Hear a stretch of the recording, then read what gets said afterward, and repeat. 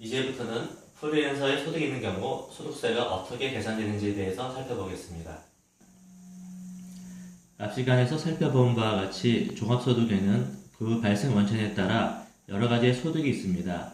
이러한 소득에는 그 소득을 얻기 위해 지출한 비용, 즉 소득세법상 필요경비라는 것이 있어서 그 비용을 차감하고 난 후의 금액에 대해 소득세를 부과하게 되는데, 이러한 필요경비 차감 후의 금액을 소득금액이라고 부릅니다.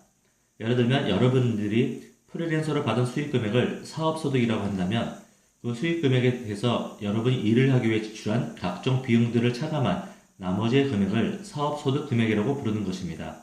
이처럼 사업소득과 사업소득금액은 서로 다른 개념이라는 것을 아실 수 있습니다. 이러한 필요경비는 세법상 소득의 종류별로 조금씩 다르게 계산됩니다.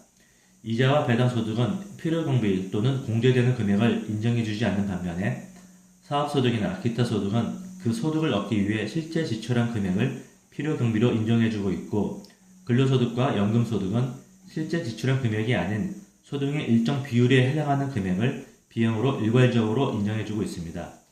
이렇게 각 소득금액에서 필요경비 등을 차감한 금액을 소득금액이라 부르고, 이 소득금액을 모두 합산한 금액을 종합소득금액이라고 하여 여기서부터 종합소득세 계산 흐름도가 출발하게 됩니다. 여기 보시는 계산식을 보면 우선적으로 좀 어렵고 복잡하다는 느낌이 먼저 드는데요. 이 중에 다른 소득이 없고 오직 사업소득만 있는 프리랜서의 종합소득세 계산식을 다시 표현해 보았습니다. 여기 보시는 계산식을 보면 프리랜서가 어떤 회사와 계약을 맺고 그 계약에 따라 일을 마치거나 그 과정 중에 대금을 받게 되면 그 대금을 지급하는 회사에서 사업소득세인 3%와 지방소득세 0.3%, 총 3.3%를 뗀 나머지 금액을 받게 되는데, 이것을 원천징수라고 합니다. 이처럼 여러분이 실제로 받은 금액에 회사에서 원천징수한 금액을 더하면 종합소득이 되고, 여기에 카드 등을 사용해 지출한 금액을 뺀 금액이 여러분의 종합소득 금액이 됩니다. 종합소득 금액에서 인적공제, 특별소득공제 등 종합소득 공제 금액을 차감하여 과세표준을 구한 뒤 여기에 소득세율을 적용하면 산출세액이 계산됩니다.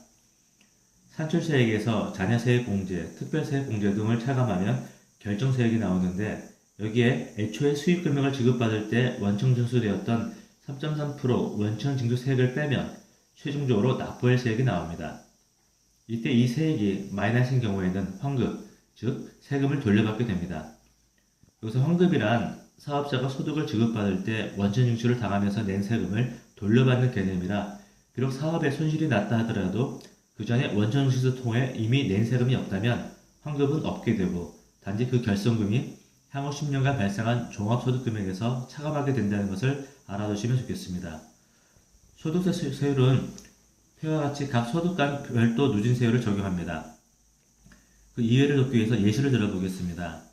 여러분이 회사로부터 지급받은 소득에서 각종 필요경비와 종합소득공제를 차감한 뒤의 금액, 즉 과세표준이 5천만인 경우라 한다면 그 5천만원의 세율인 24%를 곱한 뒤 누진공제금액 522만원을 차감한 678만원이 종합소득세이고, 여기에 10%인 678만원을 지방소득세로 분할하게 되는 것입니다. 지금까지는 프리랜서의 사업소득이 있는 경우 소득세가 어떻게 계산되는지에 대해서 알아보았습니다.